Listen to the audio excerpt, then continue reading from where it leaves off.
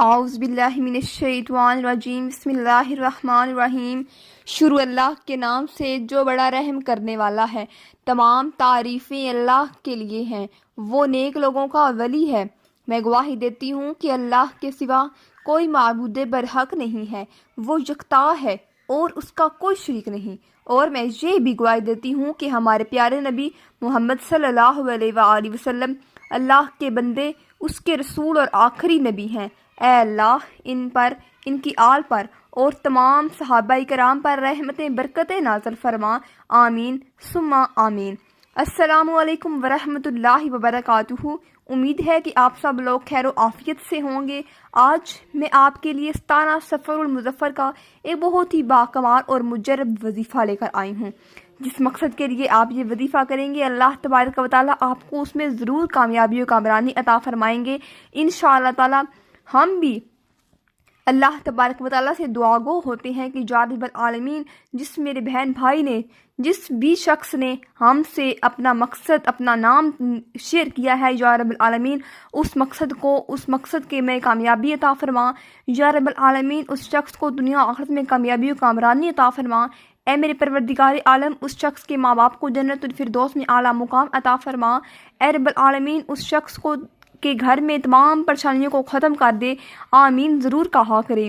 کیا پتہ کس کونے میں بیٹھے انسان کی آمین کو اللہ تبارک و تعالیٰ کو پسند آ جائے، تو ہم سب کو اس آمین کے صدقے اللہ تعالیٰ ہم سب کو دنیا آخرت میں بہت ہی کامیابی و کامرانی کے ساتھ ہم سب پر اپنا رحم فرمائے گا، آمین۔ تو آمین آپ لوگ ضرور کہا کریں۔ کوئی ایسی گھڑی ہوتی ہے دن میں کہ جب بھی ہم کوئی دعا کرتے ہیں وہ فی الفور پوری ہو جاتی ہے۔ اس لیے میری پیاری بہنوں اور بھائیوں، کسی کو بد دعا نہ دو، اپنے ذہن میں کوئی برے خیالات نہ لاؤ۔ ہر وقت اللہ کی تعالیٰ کی رحمت اور برکتوں پر سمیٹی جو زندگی ہے، جو آپ کا دن ہے، اس پر عمل فروز ہوتے ہوئے اپنے دن کو بہتر بنانے کے لیے اس وظیفہ پر عمل کریں، تاکہ آپ کی جو ٹینشنیں اور پریشانیاں ہیں اللہ تبارک و تعالیٰ آپ کی وہ ضرور قبول فرمائیں گے انشاءاللہ تعالیٰ۔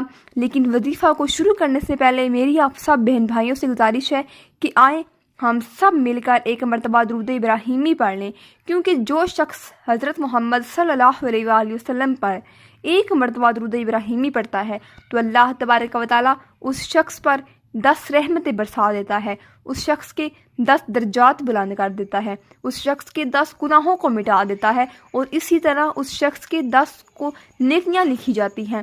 اتنی فضیلت ہے درود ابراہیمی کی۔ درود ابراہیمی وہی جو ہم لوگ نماز میں پڑھتے ہیں، آپ نے وہی درود ابراہیمی پڑھنا ہے جو کہ بہت ہی بابرکت اور فضیلت کا حامل ہے۔ اور جو شخص درود ابراہیمی پڑھنا بھول گیا تو وہ گویا جنت کا راستہ بھول گیا۔ اس لیے میری پیاری بہنوں اور بھائیوں، اپنا تھوڑا سا وقت نکال کے، تھوڑا سا اپنے کام کاج کو چھوڑ کر درود ابراہیمی کو ٹائم دیا کریں، اور یقین مانیں آپ لوگ جب بھی درود ابراہیمی شروع کریں گے تو آپ پر اتنی رحمتیں اور برکتیں نازل ہونا شروع ہو جائیں گی۔ اگر آپ لوگوں کو اندازہ ہو جائے تو آپ لوگ اس عمل کو، اس درود شریف کو کبھی ختم ہی نہ کریں، اتنی رحمتیں اور برکتیں انسان پر طاری ہونا شروع ہو جاتی ہیں۔ تو چلیں شروع کرتے ہیں۔ اللہم صلی علی محمد وعلی آل محمد کما صلیت علی ابراہیم وعلی آل ابراہیم انک حمید مجید۔ اللہم بارک علی محمد وعلی آل محمد کما صلیت علی ابراہیم وعلی آل ابراہیم انک حمید مجید۔ اللہم بارک علی محمد وعلی آل محمد کما بارکت علی ابراہیم وعلی آل ابراہیم انک حمید مجید۔ جو شخص اپنی دعا، وظیفہ اور جب بھی اللہ تعالیٰ کے سامنے اپنے دونوں ہاتھوں کو پھیلاتا ہے اور درود ابراہیمی نہیں پڑھتا، تو جو اس کی دعا ہوتی ہے وہ زمین اور آسمان کے درمیان معلق رہتی ہے، یعنی کہ اس کی جو دعا ہے، جو وظیفہ ہے، وہ زمین اور آسمان کے درمیان میں اٹک جاتا ہے۔ اس لیے میری پیاری بہنوں اور بھائیوں، جب بھی آپ لوگ کوئی دعا کرے، کوئی وظیفہ کرے، جب بھی آپ لوگ اللہ تعالیٰ کے سامنے دونوں ہاتھوں کو پھیلائیں تو 1 مرتبہ نہیں، 2 مرتبہ نہیں، 3 مرتبہ نہیں، جتنا ہو سکے درود ابراہیمی ضرور پڑھ لیا کرے اول و آخر۔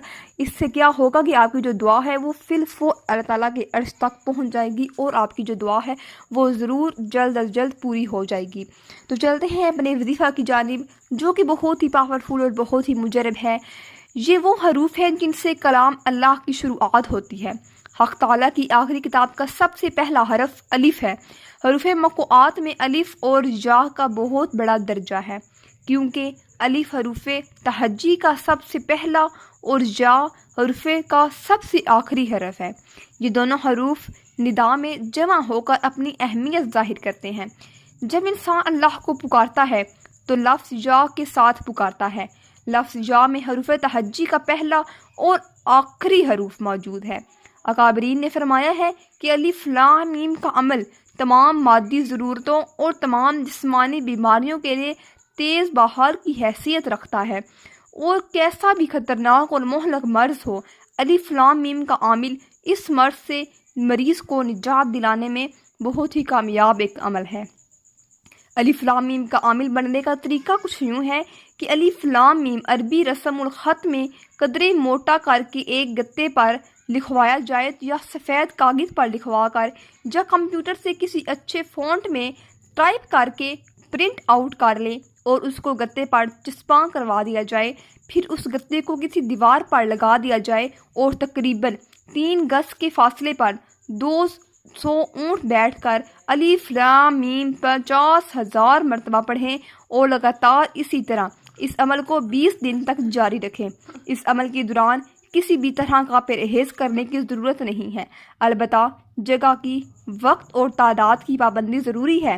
پاک صاف کپڑوں میں باوضو عمل کرنا بھی شرط کی حیثیت ہے۔ اس کے علاوہ کسی بھی طرح کے پرہیز کی اور پابندی کی ضرورت نہیں ہے۔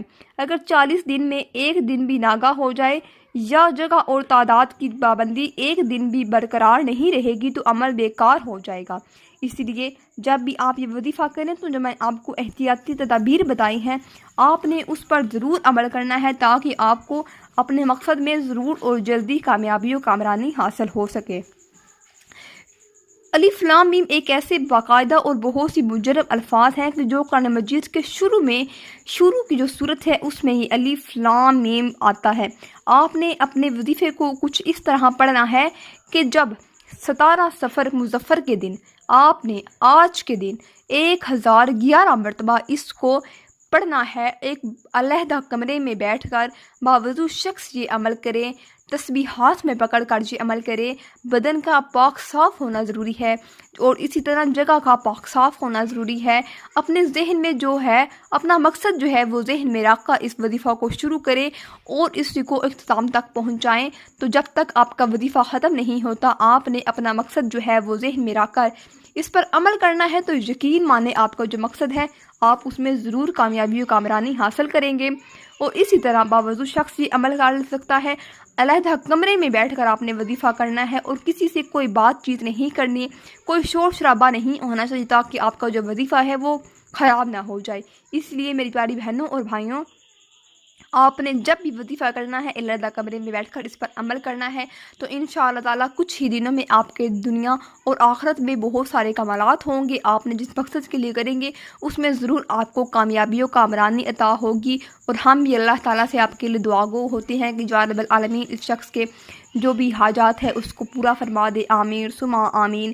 ملتی ہوں نئے نیکسٹ ویڈیو میں، مجھے دیجیے اجازت۔ السلام علیکم ورحمۃ اللہ وبرکاتہ۔